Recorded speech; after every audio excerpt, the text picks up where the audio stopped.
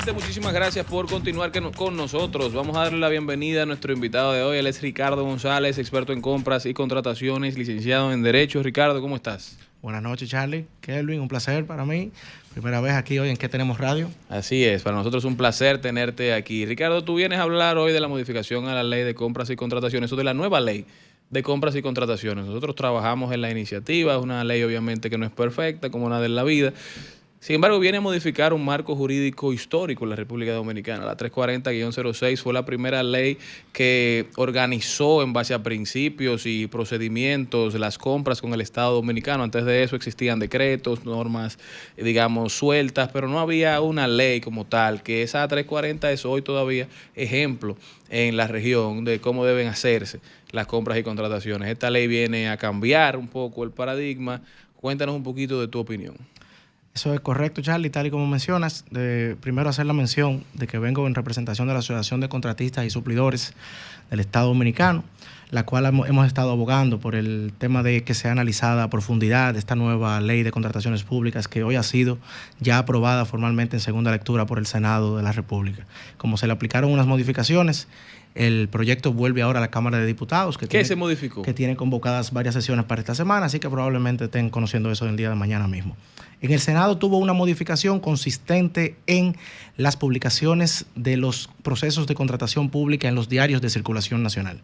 En la Cámara de Diputados el proyecto aprobado no contenía la publicación en el periódico. Como bien saben ustedes, sabemos todos que al día de hoy las licitaciones públicas y algunos procesos de excepción como las urgencias se publican en el periódico de circulación nacional durante 2 días hábiles consecutivos en 2 medios. Eso se había eliminado. Estaba solamente la publicación en periódicos, o sea, en este caso portales, portal web institucional y portal sistema electrónico de contratación pública.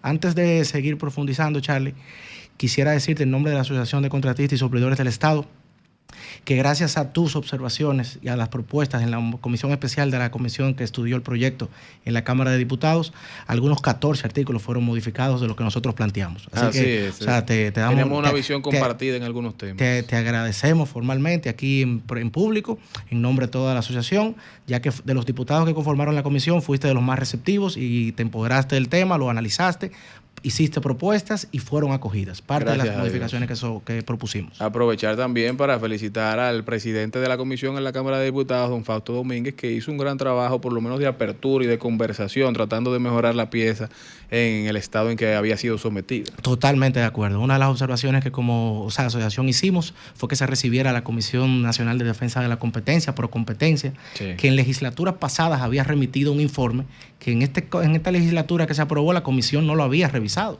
Nosotros lo llevamos incluso como anexo y luego vimos que compareció Procompetencia per se y ahí se incluyeron cláusulas importantes sobre el tema específicamente de la colusión, que hoy en día había como una dicotomía de que quién es que sanciona la colusión, si la DGCP o Procompetencia. Sí, yo creo que es un buen momento también para aprovechar y felicitar a María Elena Vázquez por el gran trabajo que está haciendo desde Procompetencia. María Elena se ha encargado de que esa entidad, aún con los recursos humanos limitados que tiene, se enfoque en los diversos proyectos y siempre enviar su informe escrito a las comisiones para que sean tomados en cuenta.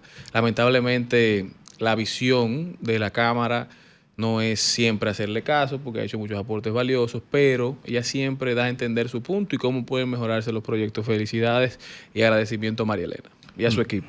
Mira, como tú mencionabas, ciertamente tenemos ya una ley aprobada ahora por el Senado, un cambio drástico en el sentido de que tenemos una ley de 20 años, aprobada en el año 2006. Como mencionabas ahorita, antes teníamos unas legislaciones menos estrictas, como que contenían vamos a decir, menos principios y menos disposiciones.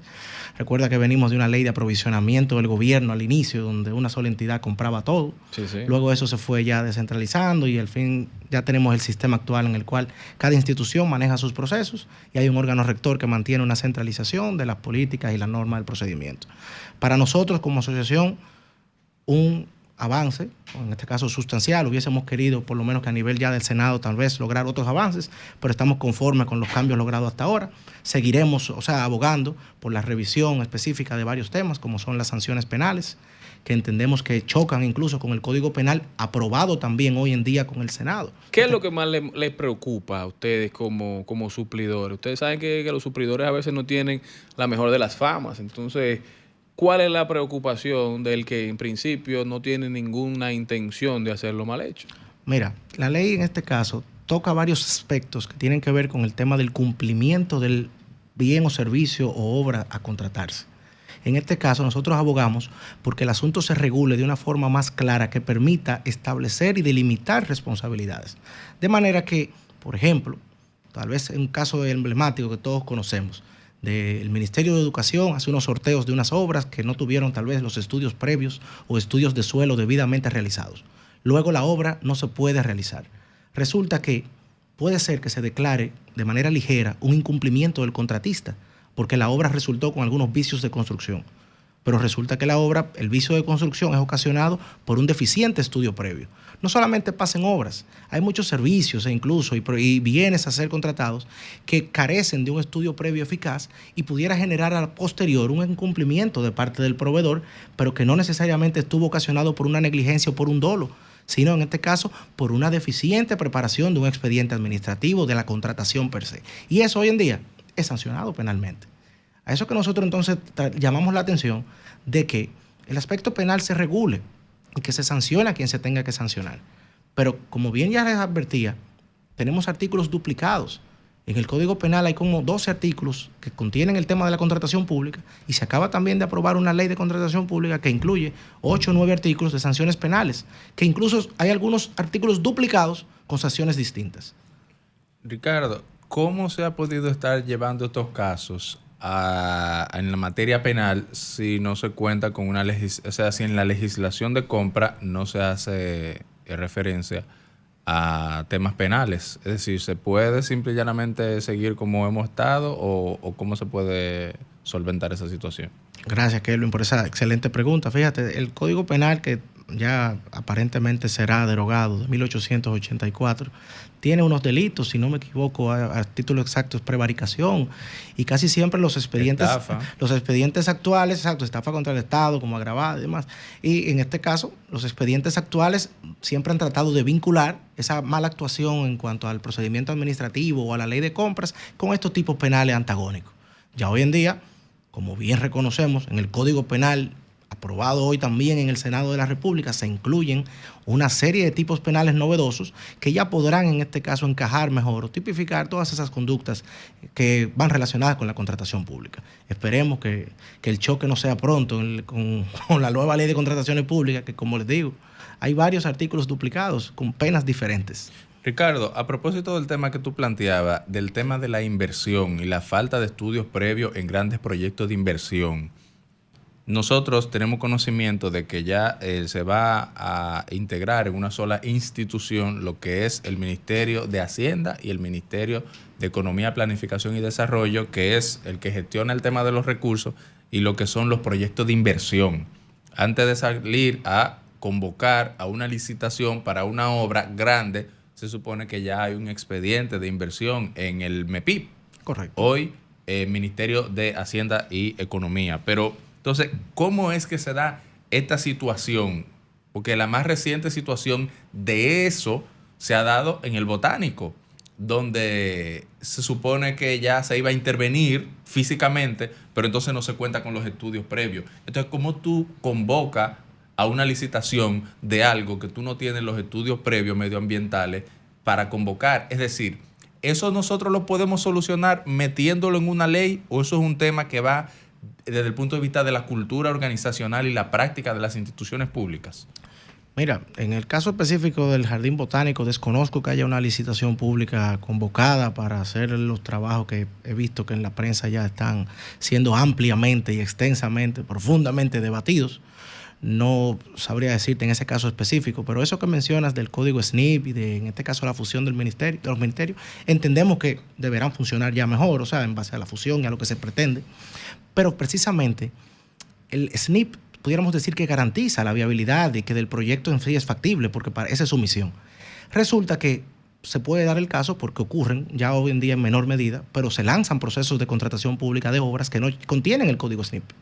¿Cómo? Se llegan, porque fíjate que, acuérdate que siempre se habla del tema de la licitación pública, Es un dato. pero en las obras tú tienes un umbral de una comparación de precios que hoy en día alcanza 186 millones de pesos. que tú lanzas una comparación de precios de una obra de 90 millones de pesos y probablemente no tenga el código SNIP. Pudiera pasar, porque el equipo a cargo no lo solicitó o pensaba que no lo necesitaba, porque hasta en eso hay a veces diferencias de criterios. Explícale a nuestra audiencia qué es el código SNIP y cuál es la importancia del código SNIP en un proyecto de están hablando como que todo el mundo vende. El código SNIP es el código del Sistema Nacional de Inversión Pública que se le asigna a cada proyecto, en este caso, que va a ser parte de la infraestructura nacional y lleva un proceso de depuración en el cual se analiza que no sea, para decirlo así, de la forma más llana posible, la viabilidad un capricho de la autoridad de turno. Debe de ser algo que va a generar valor en el tiempo y que se necesita correctamente. Como mutilar el jardín la botánico. viabilidad técnica, financiera y medioambiental del proyecto. Entonces, si no tengo aprobado la viabilidad técnica, financiera y medioambiental del proyecto, ¿cómo lanzo el proceso? Pero fíjate que tal vez el asunto radica en lo que te mencionaba de los umbrales. Si tú vas a hacer una licitación de 30 días hábiles de una obra, que eso ya en este caso cuando supera los 180 millones de pesos, tú pudieras, ahí tienes 30 días hábiles para evaluar ese tipo de documentación. Cuando es una comparación de precios, son 5 días hábiles. Pudiéramos hablar de que la convocamos hoy lunes y se abren ofertas el próximo lunes. Tal vez en esa semana pasa desapercibido que no cuenta con el código SNIP y proveedores en desconocimiento hasta del sistema entran y luego presentan ofertas y pudiera ser que hasta resulten adjudicatarios. Y luego hay un problema de ejecución de ese contrato. Y hay un problema de montos. Y a eso nos referimos de discutir el proyecto en base a establecer sanciones de qué tipo para ese tipo de situaciones. Porque eso también encajaría hasta en la falta de pago del gobierno. Que resulta mucho, sabemos que tenemos un Estado que no paga a tiempo. Entonces se ha establecido en esta nueva ley una mora en favor del proveedor. Y luego, un caso de más de 6 meses, si no me equivoco, de retrasos en los pagos, la posibilidad de que el proveedor solicite la rescisión del contrato y una indemnización. Pero esa irregularidad, Ricardo, que tú haces referencia, es tan grave que la institución convoca al proyecto y le pone un monto meladaganario de 200 millones de pesos. Y cuando se hacen los estudios, después de que se da cuenta de que hay que remover o hay que rellenar una situación, entonces lo que originalmente era de 200 ya va por 600. Y eso no necesariamente es corrupción, pero así planteado, en una auditoría de Contraloría de la Cámara de Cuentas, ¿alguien se robó 400 millones? Es precisamente lo que nosotros llamamos al debate. Excelente, o sea, tu apreciación, porque a eso es que nosotros nos referimos cuando entendemos que hay que revisarlo, porque eso prácticamente pudiera hoy en día encajarse como en uno de los tipos penales. Incluso el mismo Código Penal establece un artículo nuevo de sobrevaluación de obras, o sea, sobrevaluación de contratación pública. Eso es delicado. Y el esfuerzo se está haciendo porque estas conversaciones lleguen. Ahora, no fueron tomadas en cuenta en la conversación en el Senado. Yo sé que el senador de la capital, Omar Fernández, estaba solicitando que se hicieran vistas públicas para escuchar a todos los sectores que quizás de una u otra forma no pudieron acudir a la comisión en la Cámara de Diputados y que tenían opiniones, o sea, porque definitivamente que todavía hay oportunidad de mejora, como siempre la hay. No se hizo, pero ¿cuáles son las expectativas? Nosotros obviamente seguiremos defendiendo el proceso para lograr una ley lo más acabada posible, pero aparentemente la visión del oficialismo es que se quede como está. ¿Cuál es la opinión de ustedes sobre esto? Mira, al final, o sea, como les reiteraba al inicio, o sea, compartimos los avances que al día de hoy se han materializado, creemos que podremos seguir aportando a tener una mejor legislación, sobre todo en el caso específico de lo que mencionas del senador Omar, no le fue aprobada su solicitud de unas vistas públicas. Nosotros entendemos a qué obedece eso. Eso es porque el proyecto había perimido anteriormente en el Senado de la República y fue conocido por una comisión de Hacienda que durante un tiempo recibió a todos los ministros que fueron a explicar y a exponer sus puntos de vista, pero sin embargo esa comisión de Hacienda varió. Creo que hoy, el día de hoy, hay 11 de los que eran 30 senadores que continúan. Entonces, Omar no estuvo en ese momento, hay varios que sí siguen, se mantienen en el Senado, tal vez en base a eso ya es hasta un hartazgo natural, para decirlo así, del tema, pero nosotros consideramos que deberán seguir generándose situaciones que llevarán al debate. El asunto que planteaba en el día de hoy nuevamente el senador Antonio Marte, que solicitó una modificación respecto a las inhabilidades y las prohibiciones para contratar. Fue rechazada su solicitud de que se excluyan a los hijos, a los esposos de los hijos y no sé si a los nietos de ser contratistas, y fue rechazada, si no me equivoco, con 10 votos en contra. O sea, en este caso, 10 senadores aprobaron a Antonio Marte. Estamos hablando del 33% de la matrícula de senadores.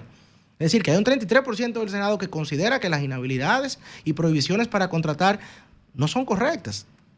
Pero se aprobó. Porque hay varios sistemas, uno que es una inhabilitación completa, otro que es una inhabilitación parcial y hay otra Hay absoluta y relativa, no pero en el caso de los senadores, como son, vamos a decir que figuras de Estado, con sus familiares de primer y segundo grado, están absolutamente prohibidos de contratar con el Estado. Sí. Recientemente tuve, o sea, en una comparecencia en otro medio, que hay otro congresista que dice que tiene 13 hermanos. 13 hermanos. Estamos hablando de 14 personas que no pueden contratar con el Estado, porque 14 no, o sea, 13 hermanos, sus esposas, esposos, sus hijos, porque en este caso el diputado tiene la posición. Entonces, asimismo la ley incluye, por ejemplo, a todos los miembros del Ministerio Público. Aparte de eso, por ejemplo, exacto. Otras de las cosas. Sí, todos los miembros del Ministerio Público, todos los miembros del Poder Judicial están inhabilitados para contratar. Perfecto, en principio se lee bastante bien, pero cuando nos trasladamos a una comunidad remota, donde tenemos una junta distrital, allá tú tienes un director de distrito con una junta de vocales. Esos vocales y sus familiares, primer y segundo grado, tampoco pueden contratar con el Estado. Entonces, donde habrá que hacer un esfuerzo titánico para listar el registro público con las miles de personas que no pueden contratar con el Estado, que tampoco pueden tener sociedades comerciales para contratar con el Estado, para poder llevar un control efectivo. Porque de nada sirve tenerlo escrito ahí si no vamos a poder llevar luego ese control efectivo que permita detectar a tiempo e impedir esas contrataciones para que luego, por desconocimiento, no resulten personas sancionadas penalmente porque no sabían tal vez o conocían el marco legal correspondiente actualmente. Ricardo, además del tema de la ley, que vamos a seguir hablando de ella, ¿cómo se siente la asociación con relación al trabajo que ha venido haciendo el actual director de la Dirección General de Compras y Contrataciones Públicas? Y para que nos explique a la audiencia por qué cada vez que hay un escándalo de compra y contrataciones públicas hay personas que entienden que el director es el culpable, es el responsable, o si ciertamente no es el responsable. Mira, de la asociación, así ya lo hemos expresado anteriormente, apoyamos, respaldamos la gestión actual del director de Contrataciones Públicas, Carlos Pimentel. Consideramos que ha sido un ente transformador. Ha proveído, o sea, la institución hoy en día es otra, es diferente a lo que recibió en su momento. Hemos avanzado, se ha enfocado en dictar normativas y reglamentos, en este caso, que son relacionados al área y que han logrado tal vez esclarecer y avanzar en el tema, y hemos logrado en este caso llevar procesos más acordes a la ley y en transparencia. Respecto a la crítica que se le pueda hacer en cuanto a los casos y demás, nosotros entendemos que es por desconocimiento del propio sistema. Muchas personas entienden o se inclinan en que en contrataciones públicas autorizó, avaló o respaldó un proceso porque se publicó en el portal, por ejemplo. Eso lo vemos a cada rato. Sin embargo, como mencionaba ahorita, cada institución es dueña de su proceso. Contrataciones públicas es dueña de un aspecto de centralización de la normativa. Incluso tiene la rectoría del sistema para conocer de recursos de impugnación o de apelación que se presenten. Entonces, no se le puede exigir que defienda en este caso, o que apoye, o que diga si algo está bien o está mal, porque debe ser apoderado formalmente de un recurso o algo. Sin embargo, como le mencionaba, personas que dicen, eso se publicó en el portal, Compra lo revisó y lo vio bien, ¿por qué no lo paró en su momento? Si nadie le solicitó a título cautelar que se suspenda, no lo puede en este caso hacer medallanariamente, a menos que de oficio identifique irregularidades y en base a una de las resoluciones que te digo que han sido dictadas recientemente, pueda instrumentar un proceso, abrirlo, dar derecho a la defensa y luego tomar una decisión administrativa. Entonces, perdón, Charlie, aprovecho el escenario que se habla sobre el director para invitarlos formalmente al lanzamiento de la Asociación de Contratistas y Suplidores este próximo jueves 24 de julio, que va a ser en el Hotel Weston a las 8:30 de la mañana. Tenemos un panel que va titulado ¿Cómo dinamizan las compras públicas la economía dominicana? Ya recibimos la confirmación del director, que va a ser miembro de ese panel. También vamos a contar ahí con Francisco Álvarez Martínez como abogado experto penalista para enfocar ese tema de las sanciones penales. El economista Richard Medina, para tocar ese tema, ese impacto económico de las compras, Julio César de la Rosa, de ADOCO, y el senador Arístides Victoria Yep, que es miembro también del Senado de la República y quien formó parte en su momento de las comisiones que estudiaron el proyecto. Ricardo, yo tengo dos preguntas, o bueno, una pregunta respecto de dos aspectos. ¿Hay alguna novedad respecto del contrato de publicidad estatal? Y si hay alguna novedad con relación a la contratación de abogados, que como sabemos, eso ha sido sometido a litigio por parte del director y los abogados han ganado la visión que entienden de lo que es la contratación de abogados del Estado. ¿Hay alguna novedad con relación a esos puntos en el proyecto de ley? Mira, en este caso, cuanto a la publicidad, se mantiene en la nueva ley la excepción de contratación de publicidad, ya sea siempre y cuando directamente con el medio. Y en este caso vamos a decir que se aclara o se amplía cuando se mencionan lo de las redes sociales, que al día de hoy tenemos un vacío en cuanto... Se aprovecha el proyecto de ley para... Sí. En este caso se ratifica la excepción de publicidad siempre y cuando sea contratada directamente con el medio y se deja claro el tema de la publicidad digital, que como te mencionaba, el día de hoy es un problema porque tú tienes un YouTube, Facebook, Spotify, que no tienen tal vez RNC, RPE y DGI al día. Entonces ya eso también se aclara. Y en cuanto a la publicación, a los procesos de contratación de servicios de representación judicial o de abogados per se, que había sido instaurado como una excepción basado en precedentes de la Dirección de Contrataciones Públicas, ya queda establecida como una excepción formal en la ley, basado en que ciertamente para contratar a un abogado para representar intereses judiciales, ¿una inclusión se incluye como excepción, porque se utilizan hoy en día como una derivada de la excepción de obra técnica, basado en el aspecto de confidencialidad y confianza que requiere la contratación de un abogado. La cual, o sea, también esa ha sido una resolución que ha tenido que ser respaldada, porque no puedo contratar a un profesional del derecho que te asista cuando no tengo en este caso la confianza ni la confidencialidad necesaria para poder llevar a cabo un proceso, una defensa judicial efectiva. Excelentemente explicado. Ricardo González con nosotros. Ricardo, muchísimas gracias. De verdad que un placer contar contigo. Tremenda exposición, tremenda explicación. Esperemos que se siga conversando y que se logre la mejor ley posible, la que contribuya realmente al desarrollo de la República Dominicana y a la transparencia. Ricardo, reitera la invitación a la actividad, por favor. Gracias, Charlie. Nuevamente vamos a estar este jueves 24 de julio a partir de las 8:30 de la mañana en el lanzamiento oficial de la Asociación de Contratistas y Suplidores del Estado Dominicano. Vamos a tener un panel sobre cómo dinamizan las compras públicas la economía dominicana. Contaremos ahí con la presencia del director general de Contrataciones Públicas, el señor Carlos Pimentel, el abogado licenciado Francisco Álvarez Martínez como abogado experta penalista, el economista Richard Medina para abordar ese enfoque también del tema económico y su impacto, el coordinador de la Alianza Dominicana contra la Corrupción, Julio César de la Rosa, y el senador Arístides Victoria Yep, que fue también miembro de la Comisión de Hacienda del Senado y ha sido en este caso, o sea, ha formado opinión sobre el proyecto de ley aprobado hoy. Muchísimas gracias. No se muevan, que luego de esta pausa nosotros regresamos para un breve comentario sobre lo que está pasando o lo que pasó en el Senado de la República con la aprobación del Código Penal.